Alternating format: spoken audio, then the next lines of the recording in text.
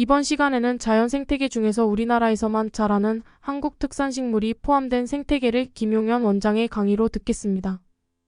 원장님 저쪽에서 네. 바위에서 크는 네. 요만한 네. 나무부터 시작해서 이거를 생각지도 못했던 네. 생태계를 봤는데 이제 우리 이쪽으로 이제 옮겨서 보니까 여기 이름도 모르는 풀들이 많고 그런데 네.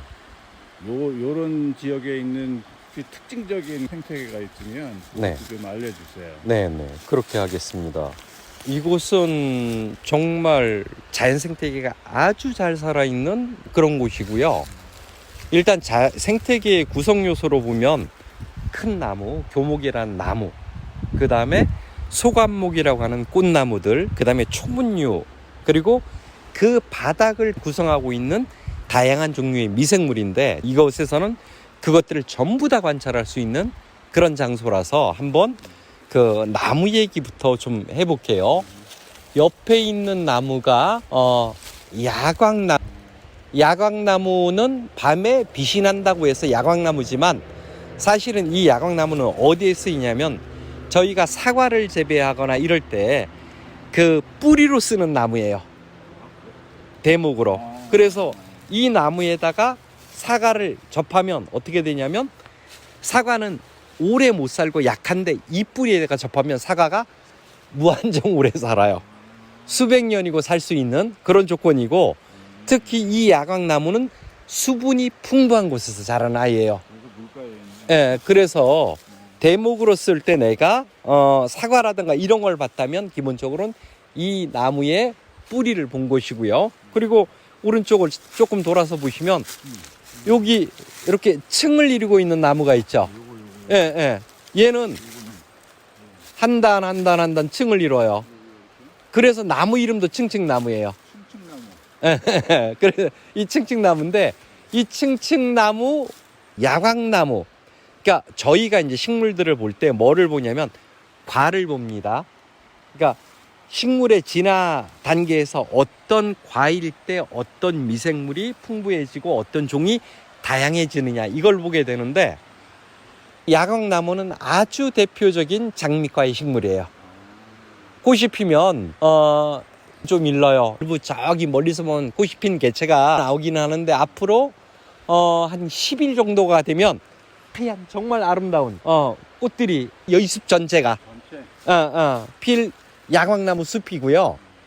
꽃눈이 달렸어요. 나무 끝들에 보면 꽃눈들이 달려 있어요.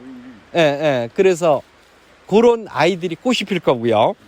이 생태계 밑에는 다양한 형태의 미생물이 살 수 있고 다양한 형태의 미생물이 살면 굉장히 다양한 영양분을 만들어내죠. 그리고 그 영양분을 기초로 해서 식물들이 살고 있는데 지금 제가 서 있는 자리에서 굉장히 귀한 식물이 두 가지가 있어서 먼저 그거부터 얘기를 드릴게요. 여기 보시면 키가 쭉 올라가는 제비꽃이 있어요. 일반적으로 제비꽃이라고 하면 아주 낮은 것, 기껏 해봤자 한 뼘 이내 10cm 이렇게밖에 안 크는데 얘는 왕제비꽃이라고 하는데 키가 50에서 60cm까지 커요. 그리고 끝부분에 꽃이 열려요. 근데 이거는 한국 특산 식물이에요. 다시 말해서 지구상에 우리나라에서 몇 곳 없는 거니까 우리나라를 대표하는 식물이 살 수 있을 정도의 아주 특이한 땅이라는 뜻이에요. 그리고 뒤로 제가 조금 더 물러나서 보면요. 무엇이 있냐면 우리가 한약재로는 세신이라고 하고 그냥 족두리풀이라고 하죠. 이 꽃을 이렇게 들어가 보면 얘는 아직은 어떤 상태 때문에 꽃이 안 폈는데 이 안에 보면 족두리처럼 되어 있는 꽃이 있어요. 그리고 그 한약재로도 굉장히 중요하게 다뤄집니다. 그런데 잎을 보면 보통 옆에 있는 거는 녹색이죠. 근데 얘는 자주색이죠.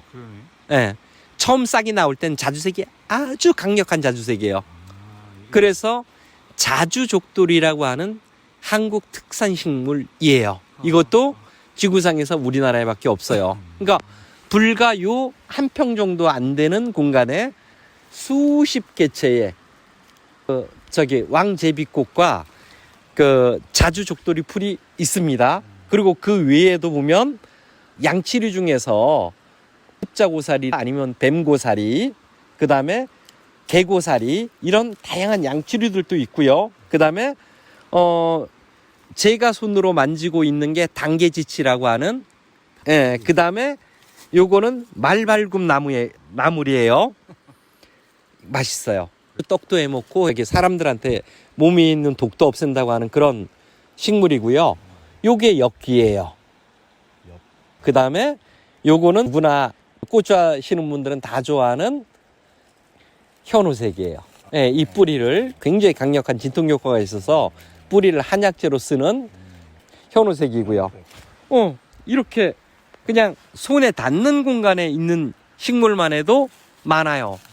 이 숲은 전체적으로 면적은 얼마 되지 않아요. 불과 한 1000여 평 정도밖에 안 되는 곳인데 이곳에 있는 식물이 1000종이 넘어요.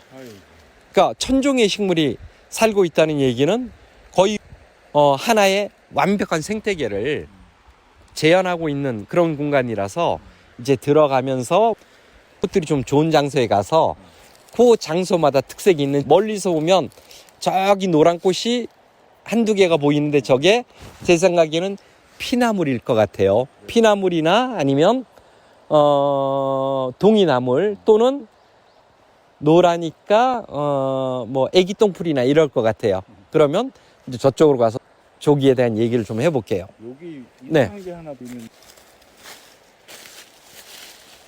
이거 네네. 이게 뭐예요? 천남성이라는 아이고요. 그 위에도 역시 뭐가 있냐면 자주족돌이가 하나 있네요.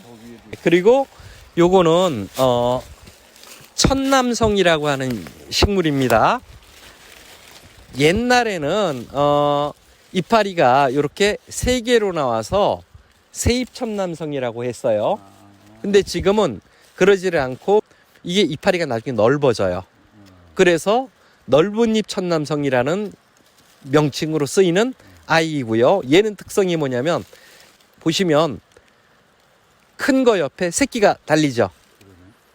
자구번식이라고 해서 몸의 일부를 이렇게 떼어나가면서 세개체를 만들어가는, 그러니까 사람으로 따지면 손가락을 하나가 사람이 하나가 되고 이런 형태로 굉장히 진화된 형태의 번식 방법을 보여주고요.